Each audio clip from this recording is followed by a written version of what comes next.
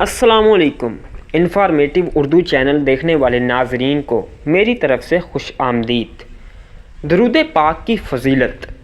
اللہ پاک کے آخری نبی رسول ہاشمی صلی اللہ علیہ وآلہ وسلم نے فرمایا، جو قوم کسی مجلس میں بیٹھے اور اس میں نہ اللہ پاک کا ذکر کرے نہ اس کے نبی محمد صلی اللہ علیہ وآلہ وسلم پر درود بھیجے تو قیامت کے دن اس قوم پر ذلت و نحوست مسلط کر دی جائے گی۔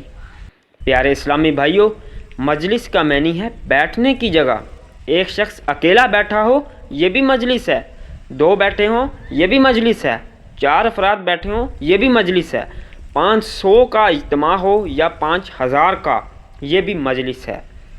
لہٰذا جب بھی کسی مجلس میں ہوں، یعنی اکیلے بیٹھے ہوں یا گھر والوں کے ساتھ، دکان پر بیٹھے ہوں یا آفس میں، دوستوں کے ساتھ ہوں یا دینی اجتماعات میں، غرض ہر مجلس میں اللہ پاک کا ذکر کرنے اور درود پاک پڑھنے کی عادت بنائیے۔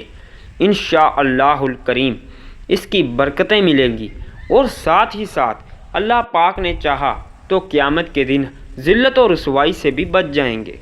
خدا کے بعد محمد صلی اللہ علیہ وسلم کا نام لیتے رہو۔ ہر ایک کام میں برکت درود پاک سے ہے۔ بروز حشر وہ ہوگا نبی کی قربت میں جہاں میں جس کو بھی الفت درود پاک سے ہے۔